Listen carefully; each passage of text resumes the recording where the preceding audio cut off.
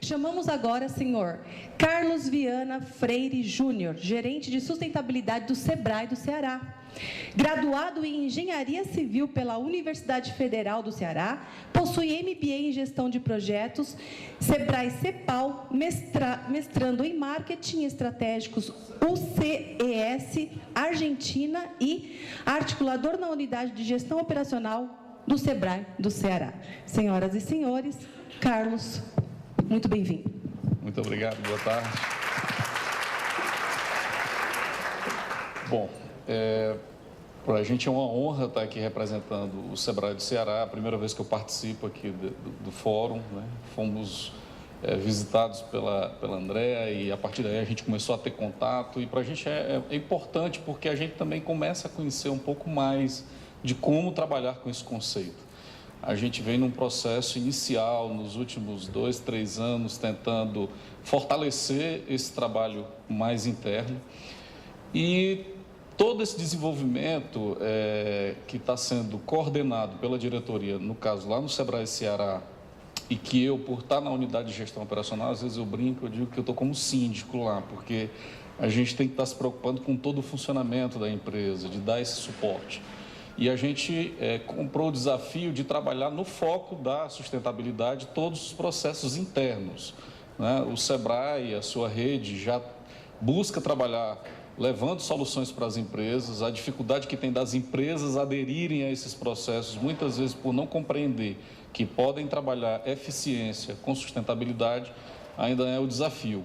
E a partir de um processo que iniciou há uns 4 anos, de buscarmos a modernização da nossa sede, a diretoria decidiu trabalhar dentro do conceito de uma edificação sustentável. E a partir daí nós começamos a pesquisar para compreender como isso poderia acontecer.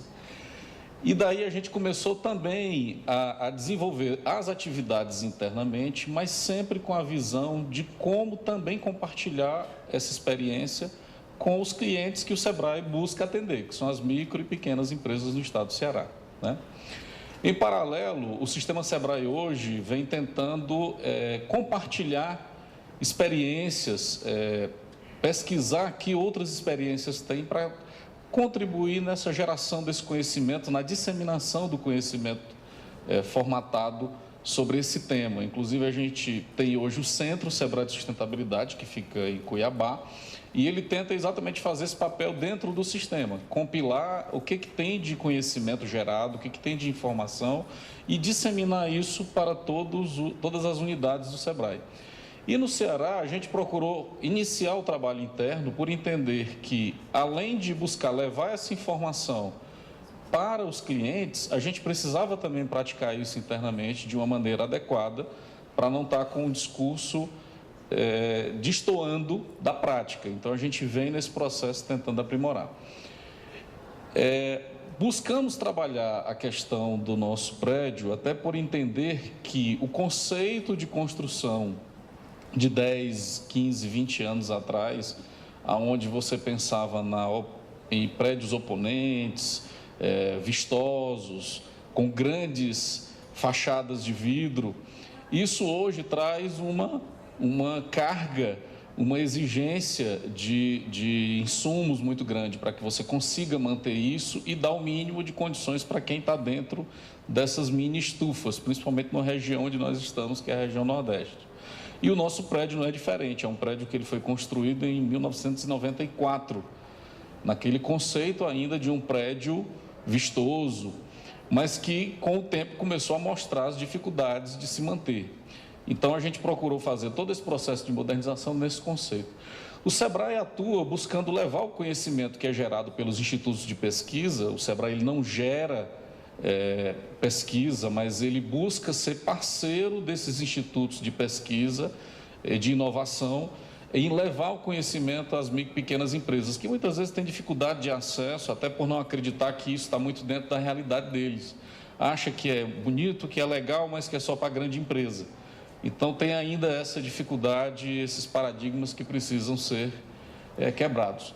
A nossa atuação é dividida aqui em 12 micro-regiões do estado. Em cada região dessa, a gente tem uma equipe, uma pequena equipe de 4, 5 pessoas que atuam. E partimos do princípio de que a gente tinha que discutir internamente, compreender melhor esse conceito de sustentabilidade e como é que a gente poderia incorporar isso nas nossas práticas. E buscamos a partir de um desafio que foi modernizar a nossa sede dentro desse conceito de uma construção sustentável, que, atrelada a ela, vem buscando os desafios de você assumir outras práticas, né? A partir desse processo, a gente começou a perceber assim, vamos analisar como é que está o nosso ambiente, o que a gente pode melhorar. Nós estamos numa região do semiárido, apesar de estar próximo ali da praia, mas não corre muito vento ultimamente não, está um pouco mais complicado, né?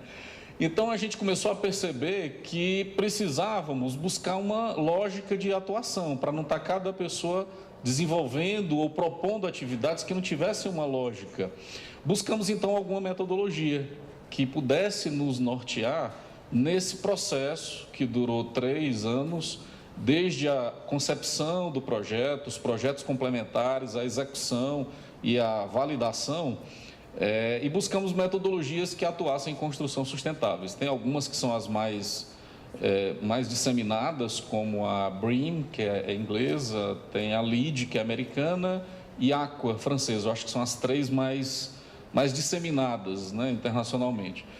E por uma oportunidade de ter profissionais que estavam se habilitando na certificação LEED, nós optamos por seguir a metodologia do LEED. E aí começamos a ter um olhar para o prédio, como é que estava o nosso prédio. Então, nosso terraço era esse ambiente aqui que, logicamente, atraía muito calor. E com pequenas intervenções, a gente foi tentando adequar esse ambiente, tentando trabalhar microclimas que pudessem tornar o ambiente de trabalho mais agradável, buscando sempre a viabilidade de todas as intervenções que foram feitas. Também implementamos uma usina de geração de energia fotovoltaica, buscando também uma estrutura que fosse viável, a um custo menor. Ao invés de usar estruturas, nós fixamos as placas no próprio telhado, o que trouxe mais economia, porque a gente conseguiu reduzir custo na implantação, sem precisar de uma infraestrutura pesada. Hoje, a gente consegue, com essa usina, gerar o equivalente ao que o prédio consome de iluminação, que era uma meta que a gente tinha estabelecido, começar nessa primeira fase, suprindo todo o consumo de iluminação do prédio. Numa área urbana, onde nós temos lá a atuação de pichadores, que é uma região lá que era muito complicada, a gente tinha sempre essa dificuldade aqui e eu tinha um problema, porque como gerente operacional, o meu diretor passava aqui e todo dia queria que eu pintasse esse muro. Então, assim, eu ia ter que ter uma equipe direta aqui. Qual foi a estratégia que a gente utilizou? Nós buscamos alguns mobilizadores sociais, fizemos uma interação com esses profissionais de arte urbana, né? E a partir de uma oficina que foi feita com esses profissionais, a gente explicou um pouco o que era o trabalho do SEBRAE, tentando interagir um pouco mais com eles, explicando qual era a ação que o SEBRAE fazia de colaborar com o desenvolvimento das empresas, atuando no desenvolvimento do turismo, do artesanato. E a partir dessa oficina, esses próprios profissionais desenvolveram aqui um projeto e uma arte trabalhando exatamente essa temática do SEBRAE. E esse painel foi feito por eles, depois desse nivelamento, dessa oficina. Esse painel já tem 3 anos e ainda não teve nenhum problema de pichação. Então, assim, a gente está precisando, inclusive, refazer para dar uma inovada aqui no material. Mas o interessante é você tentar buscar uma solução integrando essas pessoas, porque viam o prédio ali naquele ambiente, mas não entendiam qual era o papel da empresa. E isso nos ajudou, inclusive, na preservação do patrimônio da própria empresa, né? A questão também de buscar o ambiente, nós tínhamos uma dificuldade lá que as pessoas precisavam sair do trabalho para procurar algum local para fazer uma refeição no entorno. E nós temos profissionais que são pessoas de menor grau de escolaridade, diferentes níveis na empresa, e às vezes essa pessoa tinha dificuldade de conseguir uma refeição num custo atrativo, num custo adequado para ela no entorno, por ser uma região ali turística, na Praia de Iracema. E aí foi feito todo um trabalho de articulação, de mostrar a viabilidade para a diretoria em contribuir para a qualidade de vida das pessoas, e a gente adequou aqui numa parceria com uma empresa oferecendo aqui a parte de alimentação que é paga pelos funcionários, mas a um custo bem inferior, e ele tem a oportunidade de não precisar gastar tempo de deslocamento, e a gente conseguiu viabilizar aqui também um ambiente para que ele possa, após a refeição, que ele voltava para a sua mesa de trabalho, né? E a gente procurou aqui criar alguns ambientes também para que ele pudesse aproveitar melhor esse intervalo. Quando você fala em trabalhar gestão de resíduos sólidos, eu acho que foi comentado aqui também, quando você está nessa função de gerente de operações da empresa, você precisa buscar como trabalhar essa gestão de resíduos, mas também sempre buscando como é que você otimiza isso, para você não estar trazendo maior complexidade para o trabalho. E esse eu acho que é o desafio, é você buscar ferramentas, estratégias, e essa visão sistêmica que você citou aqui, eu acho que foi fundamental para a gente na questão da gestão de resíduos sólidos. No Ceará, a concessionária de energia, que é a Enel atualmente, antigamente era a Coelce, ela tem um programa que ela estabeleceu unidades de coleta de materiais recicláveis, e os usuários de energia elétrica, que são todos, que recolhem esse material reciclado e entregam nessas unidades de coletas, eles recebem bônus para descontar na sua conta de energia. Então, isso estimula as pessoas, de uma forma ou de outra, ou pela consciência financeira, de que as pessoas estão sempre buscando entregar esse material. E aí a gente tinha esse desafio de implementar o nosso programa de gestão de resíduos sólidos, mas me preocupava o seguinte: olha, eu criar aqui um espaço para eu recolher esse material, eu firmar às vezes uma parceria com a cooperativa, que a gente sabe das dificuldades da cooperativa de ter uma gestão para manter a regularidade no recolhimento desse material, ou então eu ter que estabelecer um novo fornecedor para fazer esse deslocamento. E aí foi interessante porque nós fizemos uma parceria com a concessionária, que tem um programa chamado EcoEnel, que é esse programa, disponibilizamos um espaço, e aqui é uma unidade de coleta que foi instalada aqui na entrada do prédio do Sebrae, e hoje essa unidade de coleta, ela começou a funcionar em 2004. No estado do Ceará tem 80 unidades de coleta espalhadas. Em menos de 12 meses, essa unidade ela ficou entre as 10 com maior volume de material coletado, pela concentração que tem o entorno, e isso também possibilitou que a gente reduzisse o nosso custo de logística, porque antes eu tinha uma dificuldade que era como transportar esse material que era gerado, e agora não, eu passo para essa unidade de coleta, inclusive otimizando a logística e reduzindo o custo e resolvendo um problema de gestão de resíduos sólidos. Então, esses desafios a gente foi buscando exatamente conhecer. E a dificuldade que a gente tem, muitas vezes, é de encontrar soluções para os problemas que a gente quer superar, e até fornecedores, né? Eu vim participar de um evento aqui em São Paulo, acho que está com 1 ano, 2 anos, que foi o evento de construções sustentáveis do LEED, e eu fiquei angustiado porque lá no Nordeste a gente não encontra fornecedores de algumas soluções que a gente precisa.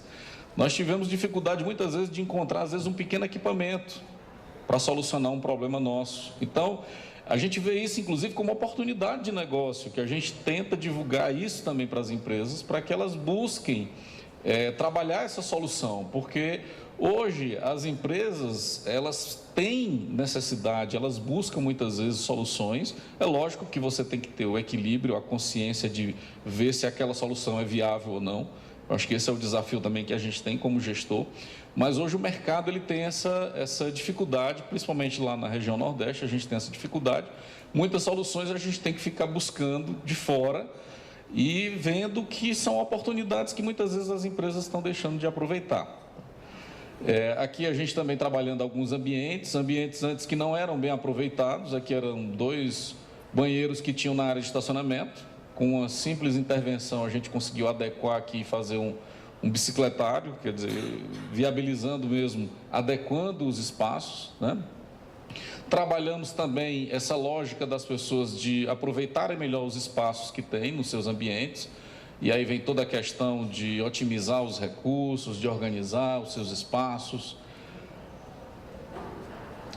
E procuramos focar as atuações no edifício nessas 4 áreas, né? Até para que a gente pudesse ter elementos, indicadores de resultados daquilo que estava sendo feito na intervenção do edifício. Na parte de eficiência energética, a gente iniciou por aquela situação que eu comentei com vocês, de prédios com fachadas, que é uma realidade da construção civil de 10, 15, 20 anos.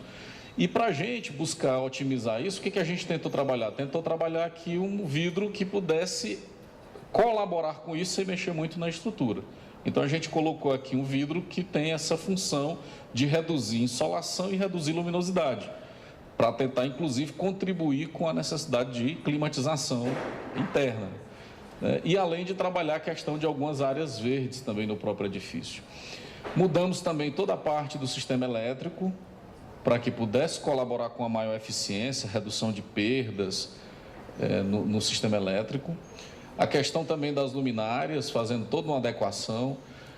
Como eu falei, na usina, hoje a gente consegue gerar toda a energia necessária para a iluminação. A gente faz isso através de uma medição em separado.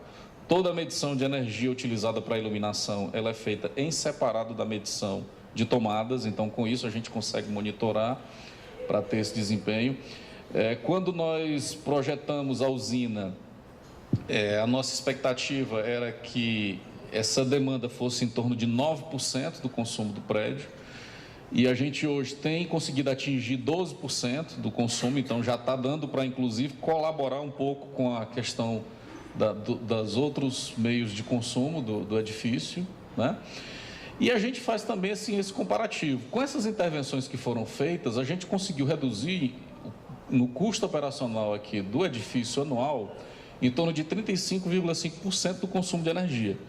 Uns 25%, 26% através das intervenções que foram feitas, porque o que demonstra que o prédio já estava realmente comprometido, não é nenhum mérito, mas é porque o prédio ele já estava comprometido na sua eficiência no consumo de energia, e com a usina incrementando em mais 9%, 10%, a gente conseguiu chegar a esse índice. O que mostra também para a direção da empresa uma redução de custos.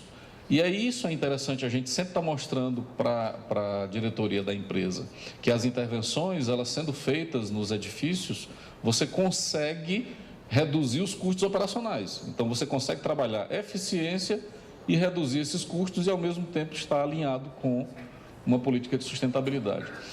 E para se fazer um comparativo com essa preocupação do volume de energia que a gente deixou de necessitar, é o equivalente ao consumo mensal de 310 casas populares. Então, isso aí mostra o que você consegue contribuir e não está demandando isso da concessionária de energia. A questão da água, durante a intervenção, como eu disse, a gente foi tentando buscar soluções para as questões que nós tínhamos no edifício. Tomamos conhecimento desse equipamento, um mictório seco, que não conhecíamos nenhuma outra unidade que tivesse instalado isso no Ceará, em Fortaleza. Topamos o desafio, instalamos esse equipamento e não tem dado problema para a gente. Está com 3 anos que a gente funciona com esse equipamento, um mictório seco, que isso reduz significativamente o consumo de água, né? Às vezes você entra em alguns edifícios que deixam torneira aberta ou com descargas que não têm a dosagem adequada. O nosso sistema de limpeza aqui ele é muito simples. Ele tem a válvula aqui, é exemplo daquelas válvulas que se coloca em bacias sanitárias, para quem não conhece. E a equipe de zeladoria, a cada 1h30, vem e faz uma borrifação e resolve o problema. E não estamos há 3 anos funcionando com essa solução e com certeza reduziu significativamente o uso de água aqui no nosso prédio. Também a questão dos secadores de mão e a troca dos equipamentos, a gente também fez várias intervenções para tentar melhorar.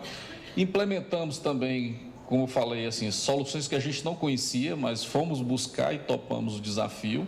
Uma unidade de tratamento de água de lavatório, que são águas cinzas, mas que hoje representam uma boa quantidade do volume de água que é consumido no prédio. Então, com essa estação, ela tem capacidade de processar em torno de 800 litros por hora. Então, durante o horário de funcionamento do prédio, em torno de 8 a 10 horas por dia, ela está processando essa água que vem dos lavatórios, ela é toda captada e se junta à água de condensação dos equipamentos de ar-condicionado e é utilizada na irrigação dos jardins externos no entorno do edifício.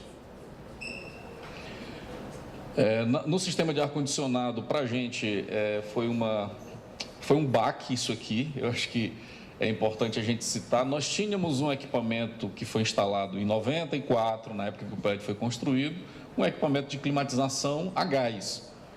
Ótimo, não gasta muita água. Mas o consumo de energia é elevadíssimo e a eficiência lá embaixo. Hoje, os prédios trabalham muito com a tecnologia VRF, né, que é a tecnologia que pode ser utilizada ou a gás ou à base de água gelada. Na época, nós fizemos um projeto para trabalhar com ele a gás, mas qual era a nossa preocupação? Nosso edifício lá ele é um prédio de 10 andares e nós tínhamos a preocupação de que, se der um problema de vazamento, eu interrompo a climatização do prédio todo. E aí nos preocupou esse possível impacto negativo. E aí optamos por partir para um segundo projeto à base de água, que na água você consegue fazer a contenção e trabalhar somente naquele ambiente onde está tendo o problema, né? Porém, o que acontece? Ele é um sistema que ele consome mais água em relação ao que nós tínhamos a gás, né? Então, isso aí acabou que o que nós conseguimos reduzir de consumo de água nos demais sistemas do prédio, parte dele a gente perdeu na eficiência em função da mudança do sistema, porém, hoje é o que o mercado oferece, esse sistema.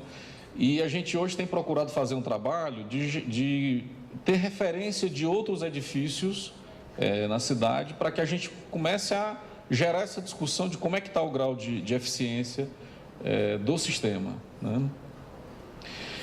Aqui é uma solução assim que eu acho até curioso a gente comentar. Ele tem o mesmo princípio do ozonizador de água. Ele é um simples ozonizador de água, mas ele é um equipamento simples que custa algo de R$ 1.200, acho que no mercado. E você conecta numa torneira e daí você tira a água ozonizada. E hoje, com essa utilização desse equipamento na parte de limpeza dos ambientes, mais de piso e mobiliário, a gente conseguiu eliminar toda a parte de desinfetantes e detergentes na limpeza dos ambientes. E ainda gera um resultado também de economia, porque você consegue eliminar esses produtos químicos do ambiente de trabalho, até por estar um ambiente climatizado, você ainda mexer com desinfetante, e aqui esse equipamento ele conseguiu trazer para a gente uma alternativa. É lógico que existem várias soluções no mercado, aí eu acho que pode se procurar quais as adequadas, né? Na questão da água, como eu falei, a gente capta em torno de 8 mil litros de águas cinzas que são tratadas, que é o que abastece a questão de área de jardim, e ainda também fizemos a captação de todos os equipamentos de ar-condicionado para essa questão da água. Aqui também fazendo uma referência, o que gera de economia anual e o que teria capacidade de abastecer em termos de casas populares. Buscamos também essa padronização dos ambientes, aproveitando melhor a iluminação natural, algo que o prédio não fazia.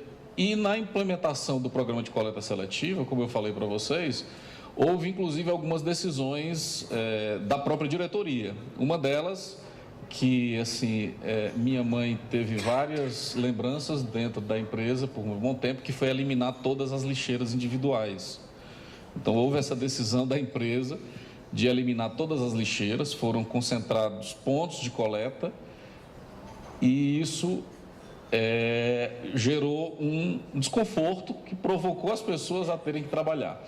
Hoje, aquela unidade que a gente tem em parceria com a Ecoenel, aqui a gente conseguiu, nos 2 anos de trabalho, a gente reduziu em 50% o volume de lixo gerado, mostrando que havia muito espaço para que a gente pudesse reduzir essa geração de resíduos dentro da empresa, com redução desse volume, e 70% do que ainda é destinado para a gestão dos resíduos sólidos é destinado à reciclagem. Hoje o refeitório é que talvez ainda não permite a gente ampliar esse número.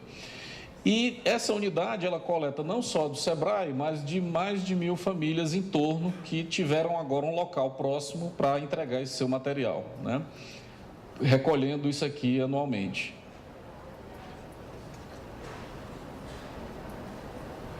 Implementamos também algumas políticas para dar suporte a toda essa ação. A gente vem trabalhando também com os fornecedores. E aqui é um pouco do que a gente vem trabalhando. Aqui agradecendo já o reconhecimento pelo Instituto Chico Mendes, né, do selo. E também citar que nesse trabalho que a gente fez, conseguiu ter uma certificação do selo Procel AAA, conseguindo eficiência A nos 3 sistemas do prédio. E também, em função desse trabalho, a gente conseguiu trabalhar a certificação LEED, temos a certificação LEED Prata, e reiniciamos o processo agora para tentar buscar a certificação Ouro, que a gente espera aí até o final do ano estar conseguindo esse resultado. O que a gente tenta também é receber no prédio a visita de pequenas empresas, grupos, lideranças, para que a gente mostre para essas pessoas e elas se aproximem da solução, para que elas vejam que a solução ela é possível, ela é concreta. Ainda tem pessoas que não acreditam que placa gera energia, então muitas vezes a gente recebe grupos visitando lá o prédio e a gente procura exatamente mostrar o prédio como um showroom, para que as pessoas possam visitar. A gente recebe visitas guiadas e também vai até as empresas quando somos convidados para dar essas palestras. O objetivo realmente é estimular que as empresas adotem algumas dessas soluções dentro da sua realidade, né? Obrigado.